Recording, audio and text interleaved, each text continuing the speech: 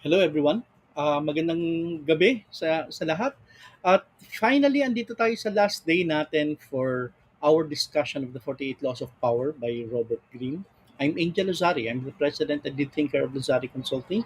And we've been doing this series of Monday learning habits for more than 1 year now. And so far, we've discussed several books.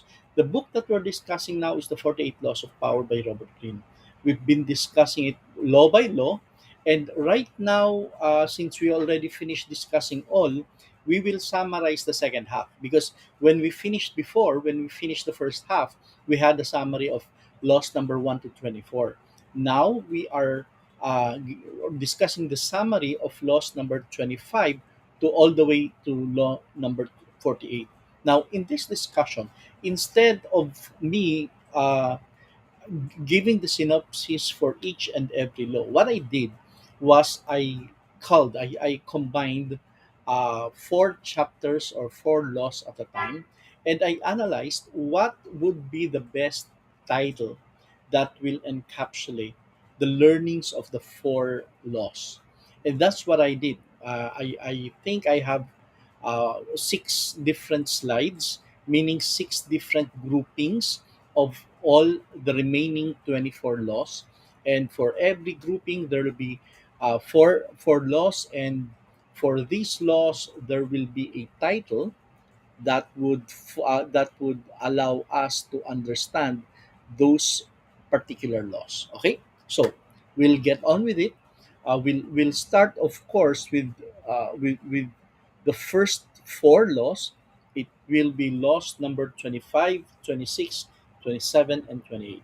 Now, combining all of these four, the titles of the laws are law number 25, recreate yourself, then keep your hands clean, then play on people's need to believe, and enter action with boldness. When you combine all of these four laws, the synopsis or the encapsulating title would be Mastering Empowered Leadership. Why empowered leadership? I'll just read the summary that I wrote down below. Mastering Empowered Leadership emphasizes personal transformation, a positive image, inspiring loyalty, and decisive action. Effective leadership goes beyond authority, inspiring and guiding others through personal growth, trust, wisdom, vision, and purposeful action. Because remember, when we discussed all of these four laws separately, on law number 25, recreate yourself, it tells us um, to, to go beyond what we are currently, and for us to present a different us, a different persona for different people, so that we'll be able to adjust, we will be able to um, present to them a more powerful, a more successful, a stronger leader. So that's recreate yourself.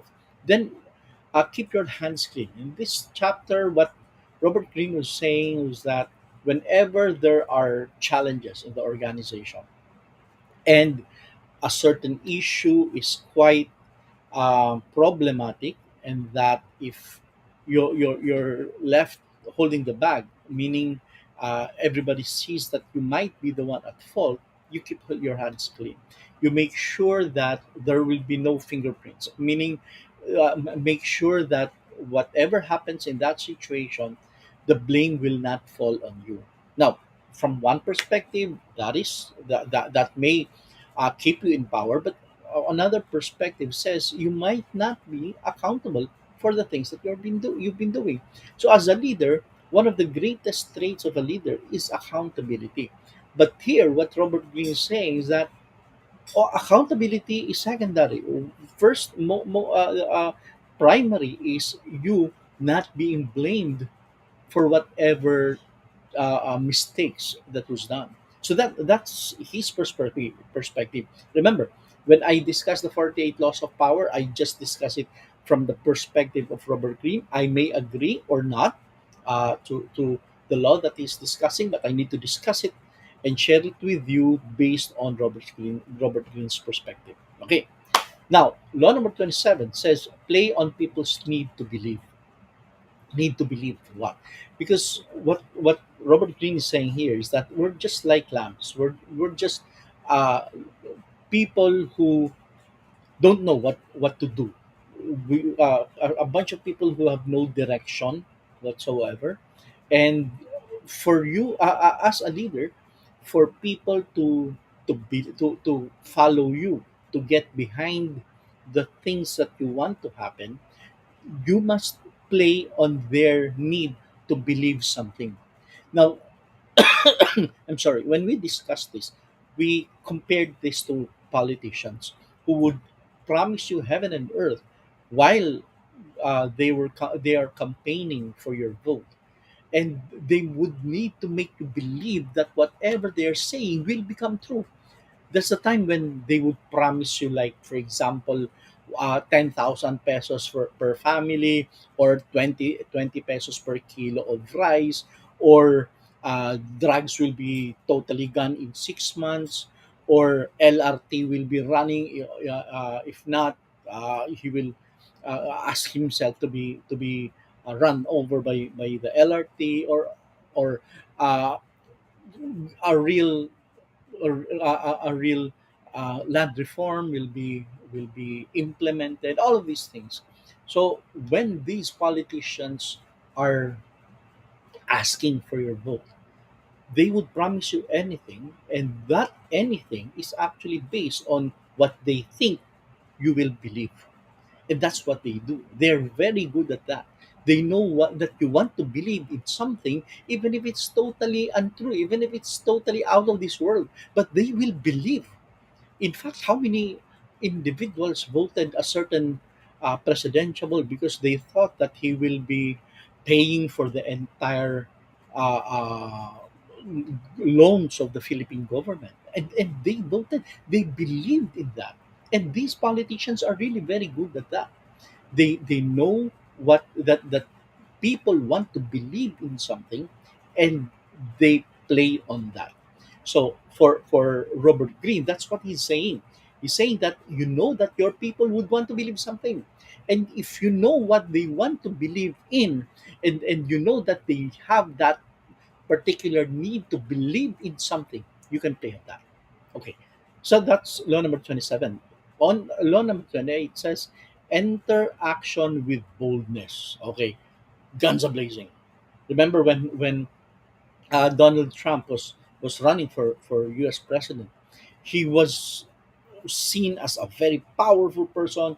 I'm gonna build a wall that will separate us from this. I will. These are the things.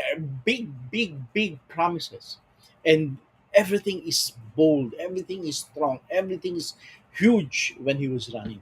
Although, of course, when he got promoted, when he got voted into power, people eventually realized that, hey, where's the wall? I thought you promised us the wall, but the wall is not there. In fact, the stretch of wall that you built was just a few kilometers, and a lot of them were already existing walls that you just fixed. So where is it now? So, but that's in the hindsight. But when he was still running, everything was bold, big, huge, humongous, powerful person, powerful. So that's what Robert Greene is saying. When you enter action, enter big, enter powerful, and people will notice you, and people will follow you. So that's why the first four laws talks about mastering empowered leadership, the power that you have in leading people. Okay, so those are the first four laws of the second half. Let's go to the next four. The next four is mastering strategic influence. You influence people strategically. What are the four laws about this? Law number 29: plan all the way to the end. All the way to the end. 30: make your accomplishments seem effortless. Seem effortless. Next, control the options. Get others to play. And 32 is play to people's fantasies. Okay, when we combine all of these, why do we say that it is mastering strategic influence? Well, mastering strategic influence highlights four laws that underscore the significance of strategic planning, success projection, choice shaping, and human desire understanding. Uh, Effective influence requires planning, perception, management, and knowledge of human psychology. Actually, the using human psychology in leadership, especially in politics, the greatest for me, the greatest philosopher or sociologist that ever wrote a book about this is Niccolo Machiavelli. The book that he wrote was The Prince and His Discourse. The Prince. And in that book, Niccolo Machiavelli uh, highlighted the things that a prince must do so that he will gain power and stay in power. And if you follow the things that Niccolo Machiavelli wrote, you will notice that you will indeed become a very powerful prince. Now, we are not talking about is it good, is it legal, or is it uh, uh, something that is positive. We're not talking about those. We're simply talking about you getting power and keeping power. So we're not talking about honesty, integrity, trust. We're not talking about those things. We're simply talking about you getting and keeping power. And if a leader wants that, reading the book of Niccolo Machiavelli will give you the outline of how you do that. And here in the book of Robert Greene, he also discusses those four. Discusses those in these four laws. Law number 29: plan all the way to the end. Okay, so when you want to embark on something, you need to plan all the way to the end. In fact, just today we held a conference discussing results based management, and in that discussion, we talked about creating the impact. That's the end goal. The end goal. So the impact is how will it impact the community that you'd like to help. So from the impact, we define the impact. That's the end result. Then for us to achieve that impact, what outcomes do we need to achieve that will lead us to that impact? Then going backwards one more step, we talk about the outputs.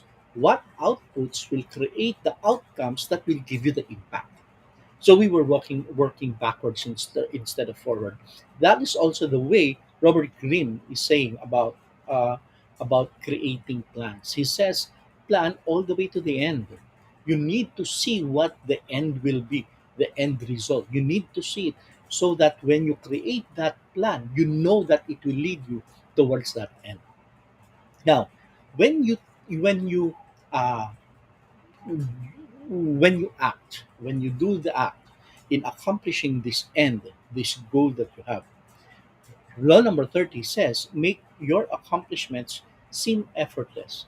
Even though those are big accomplishments, make people feel that, hey, that's just chicken for me. That's so easy for me. So that they will think that you are more powerful than what you really are. Because they think that things that are difficult to achieve, for you it's so easy. So proudly, you're a very powerful, you're a very strong person. The things that seem to be difficult for you, it's just easy. Now, when you do that, you get to influence people because they will believe that you are strong. Combining that with law number 31, control the options, get others to play. This is just like playing chess. You make sure that your opponent will move based on the moves that you want. Okay, let's not use chess. Let's use basketball. There was a time people were saying whoever wins in PBA is the same team.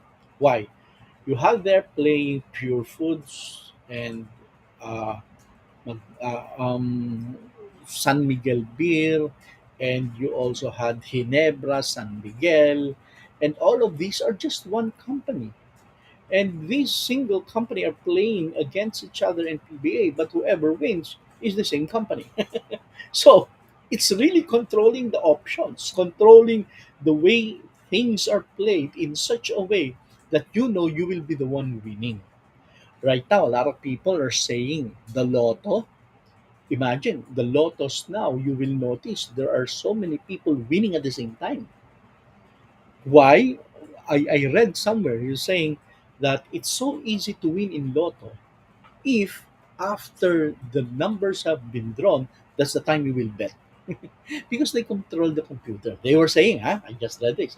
Because they are controlling the computer. If you can control the results of elections, for example, then you can easily control the results of lotto. So that's why a while back we saw a number winning, I think 201. I forgot the number. And when there are big prizes now to be won, normally at least two people will win. One is the real winner, another one is the added winner. Of course, again, I just read this somewhere. I don't know where I read it, but that's what they are saying because right now it's totally different. Before, only usually only a few people will win.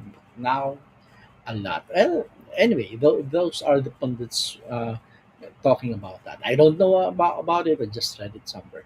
Next, law number 32 says play to people's fantasies. This is similar to what we discussed earlier about people needing to believe in something. Play with their fantasies. What are their dreams? What do they really want?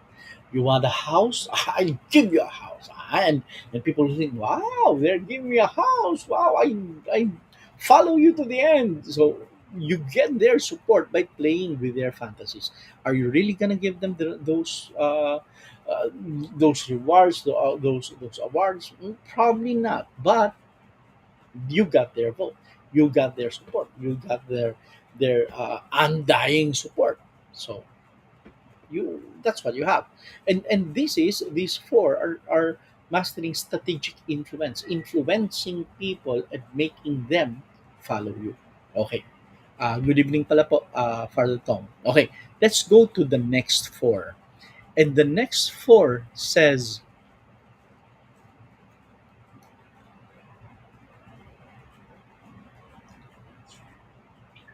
this is mastering personal strategy. Now, this is nice. Mastering personal strategy says what? Mastering personal strategy emphasizes individuality, understanding motivations, timing, and prioritizations for effective decision making. It highlights the significance of personal and strategic self awareness, authenticity, and focus in the pursuit of power and influence. Grabe, personal strategy. What are the four laws that when that are that's when combined will create mastering personal strategy? Law number 33: discover each man's thumb screw. What is that? What is a thumb screw? It is a screw that will make your thumb feel pain. Okay. So discovering each man's thumb screw is discovering the weaknesses, the weak points of individuals. When you watch Netflix, for example, and you see these shows that talk about the government, their government, U.S. government, and there's a policymaker, for example, who wants the law, a certain law, to be passed. Now, sometimes this is what they do. They would dig the negative the deepest darkest secrets of a certain politician. Sometimes even planting something bad to the politician so that they get to control this politician. They will follow whatever they want because they have something dirty about the politician. So that's knowing the thumb screw, knowing the pain points of people so that you can use that pain point to make them do things that normally they will not do. Okay, that's law number 33. Number 34 says, be royal in your own fashion. The way you dress, the way you present yourself, the way people will see you has to be royal, has to be big. Because if people see you as a see you dressed powerfully, walking powerfully, and speaking powerfully, they will treat you as a powerful person, which is totally different from somebody who walks like they lost the world, and they would walk like this. People will not treat you strongly if they see you as a weak person. So Robert Greene is saying, and this is good. Be royal in your fashion. You present yourself powerfully so that people will see you and respect you, not just based on your dress, but based on how you present yourself.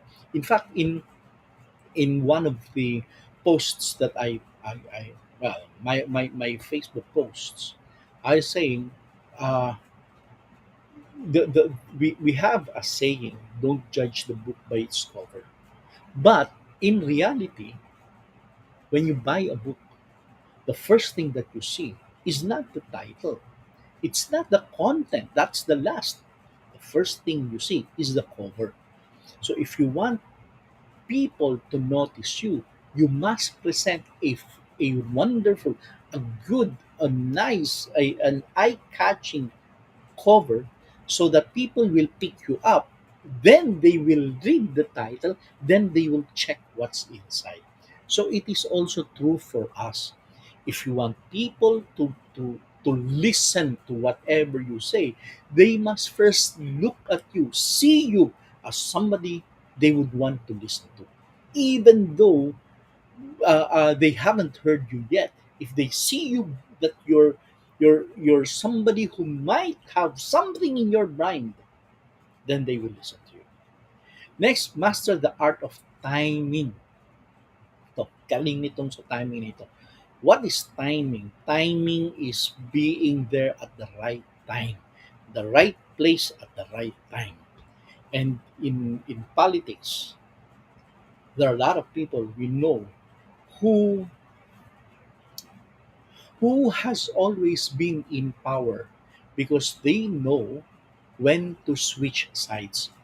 You know the politics of the Philippines, unlike in the US, where you only have the Republicans and the Democrats, and you will already know who the Republicans are, who the Democrats are, and it is so difficult for them to jump from Republican to Democrat or from Democrat to Republican. For them, it is really the party line.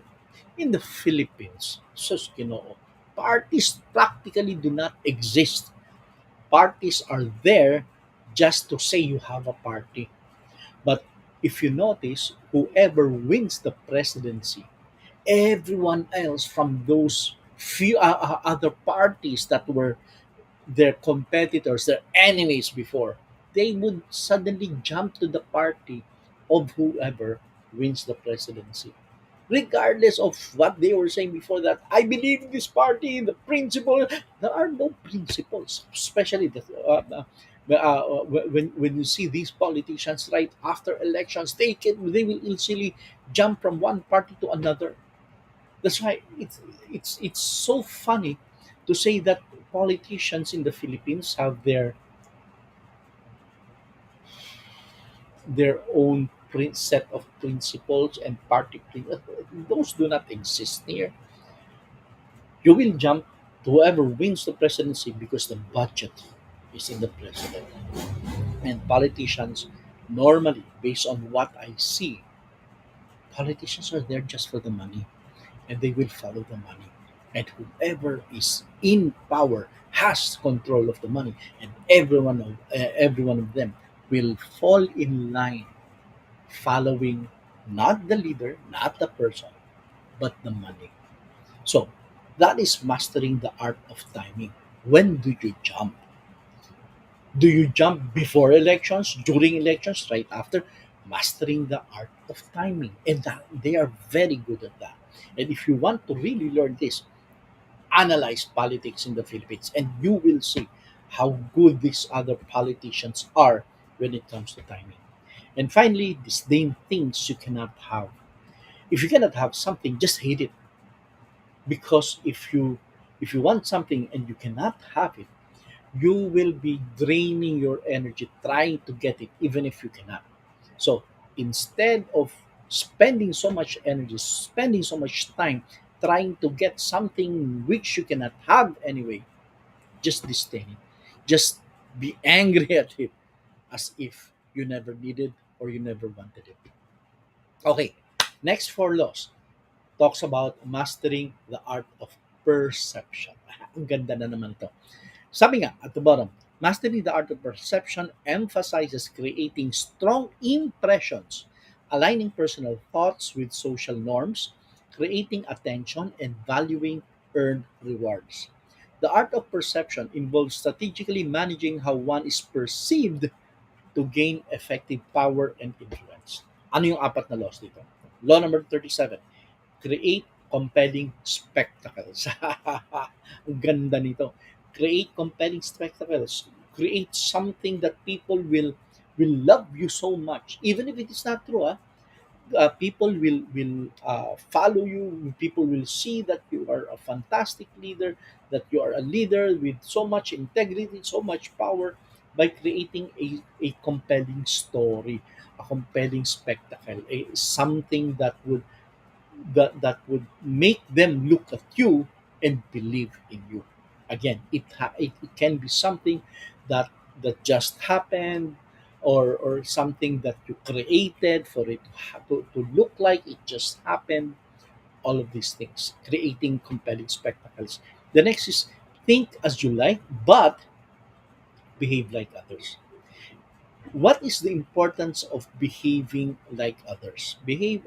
People would always want to find similarities with other people. If you notice, if you go to a certain gathering, people will naturally get attracted to individuals who may be similar to them. Similar in what ways? Probably you will in the networking portion of any conference, people will ask, "Oh, what company are you working for? Or did you work? Oh, I also work in that company." Then they will talk. If they just became members of the same company, or they came from the same province, or they came from the same school. Oh, I also graduated from that school. Oh, then they talk. So people would always want to meet other people who are similar to them. That is why in law number 38, he's saying you think as you like based on what you feel, but when you behave, you need to behave like others so that they will trust you because you are the same uh, uh, uh, in different aspects. There are similarities between you. That's why in law number 40, despise free lunch. Law number 39, stir up waters to catch fish. Um, when there are situations where you need to know who are your friends and your enemies, you must create certain situations wherein people you will see how people think, how people react, how people uh, will play given the scenarios that you have presented. This where you're stirring up water so that you can catch who among your people are really loyal to you, and who among your people would stab you at the back at the drop of a hat. So Robert Greene is saying you need to create situations where you will find these individuals. And law number 40, despise free lunch. If you are truly a strong leader, don't ask for free lunch. Make people see that you can, well, at least in the case of lunch, that you can pay for your lunch, that you can do the things that need to be done. Don't ask for help from other people. Make them see that you are powerful enough to achieve the things, to do the things that you have set out to do. So that is all the four. If you combine these, that's the art of mastering, mastering the art of perception. Let's go to the second to the last. And this is powerful one. Mastering tactical influence. What does that mean? Mastering tactical influence teaches principles of strategic influence and control. The laws caution against replacing powerful figures directly, emphasizing targeting leadership to disrupt the whole and stress the significance of appealing to emotions and beliefs. Ano yan? Law number 41, avoid stepping into a great man's shoes. Now, if in a certain gathering, a certain group, an organization, there are great people and there are the rest. Okay. What law number 41 is saying is that we need to avoid stepping into a great man's shoes, meaning never, never fight against them or never present yourself as somebody who is stronger or more powerful than them. A lot of people, one of the greatest players now in basketball is LeBron James. And a lot of people say, in fact, that he probably is the greatest player ever. But a lot of people hate him for that because instead of waiting for people to say that he is the greatest, he was the one who first said that he's the greatest player. And when people heard that, they they didn't like what he was saying because at that point, at the time, people knew that Michael Jordan was the greatest. Well, if you have an election or you wanted people to vote at that time, who's the GOAT, the greatest of all time, Michael Jordan will be the top choice. But when LeBron James said he is even greater than Michael Jordan, he was stepping on a great man's shoes. And since he did not yet measure up against Michael Jordan, a lot of people hated him. And everybody's already saying if people hate you, they will see your flaws. And people can only see the flaws of LeBron James. And the flaws are the flops. He has so many flops. But then again, it's difficult. If there's a great person, don't don't present yourself as somebody who's greater than that person. Just celebrate the strength of that person and create your own path. And how do you do that? How do you create your own path? Law number 42 says, strike the shepherd and the sheep will scatter. Getting to the leader. If there is a competition, you get to the leader, you get to the shepherd. And if you hit the shepherd, you destroy the shepherd, the sheep will scatter. That's why in US elections, for example, they always try to hit the president. Why? Because he's the shepherd. In elections, they would always lambast the president so that when the president falls, everyone else follows. And in terms of leadership, if you really want to conquer another organization or to to to uh, to to be seen as a leader, and if there's an existing leader there, just strike the leader, and his followers will fall down. The sheep will scatter. But of course, it's really up to you if you want to do it that way in terms of gaining leadership. Law number 43 says work on the hearts and the minds of others. The heart and the mind. If you present yourself as somebody who believes in them, loves them, will fight for them. Kaya nga, I find it again funny. During elections, there are so many fighters. A lot of politicians will become fighters. I will fight for you. Ipaglalaban kita. Tuloy ang laban. Lahat lalaban. Lahat lalaban. The question is, lalaban against whom? Lalaban for whom? Ay, para sa tao. Sino yan? A lot of them will say, ipaglalaban kita, but when they get elected, nakalimutan ka na. recently after the barangay elections, isa sa mga leaders namin dito, sinabi niya, once when you were still running, you were always calling me, you always wanted to talk to me, but once you got elected, you never talk to me anymore, as if I don't exist. Eh, pero yun nga eh, for a lot of leaders, para makuha mo yung tao so that you can get the support of people, two things, heart and the mind.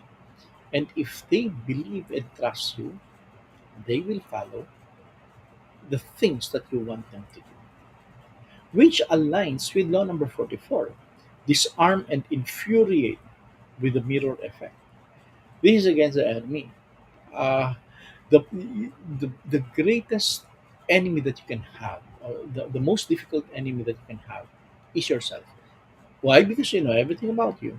So what he's saying here is that to to infuriate your enemies, because once your enemies are angry, they lose their logical thinking, and that's what he is saying. To disarm and infuriate them, what are you gonna use? You use the mirror effect. Do the things that they are doing, so that if if if they do one thing, like for example, they use public funds for personal gains, you just present a mirror to them and show them what they are doing, and they can, if so, even if you use the same as that person, if you use public funds for personal gains, they cannot hit on you because they are also doing it. Kaya nga, one of my friends who worked before in the government system, I'm not saying everybody's like this, but just one of my friends who was working there before, he, to, he told me, you know, Angel, in the government, again, sinabi lang sa akin to. Sabi niya, you know, Angel, in the government, mas gusto namin, yung mas bulok yung nasa taas. The worst, we'd like the worst leader to be on top. Why? Because if we have the worst leader on top, that leader cannot question us, because he is also very bad. He is a dirty politician. So how can a dirty politician question what we are doing when he is also doing it in in a grander scale? So the dirtier the politician on top, the better it is for us, because nobody's going to question what we're doing, because they cannot question, because they themselves are doing. So, infuriate, disarm with the mirror effect. And the last four, mastering adaptive strategy. Ano naman tong adaptive strategy? What does this mean now? Sabi nga ni Robert Greene, mastering adaptive strategy emphasizes the importance of gradual reform, relatability through imperfection, setting and maintaining boundaries, and adapting to different situations. Mastering adaptive strategy involves flexibility, balance, and the ability to adapt to maximize power and influence. Ano ba yan? Tingnan natin mo sa apat.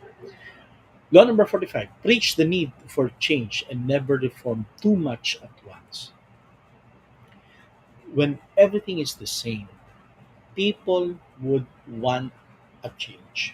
Okay? And if here you are telling people about change, they will see you as somebody who is new, who is bringing in something different to the organization or to the country. And if people see that you are bringing this, you are creating this change, they will follow you. Remember when Barack Obama was running, what was the single biggest word that he was using? Change. That's it, change. We've been doing this for the longest time. I want change. That and uh, once you preach that, people would want you, because normally people will be in a comfort zone that they don't like. it will be in a comfort zone wherein they get so used to it, but they don't like it. They want something better. And if here you come telling them that I'll be bringing something new, people would already want you.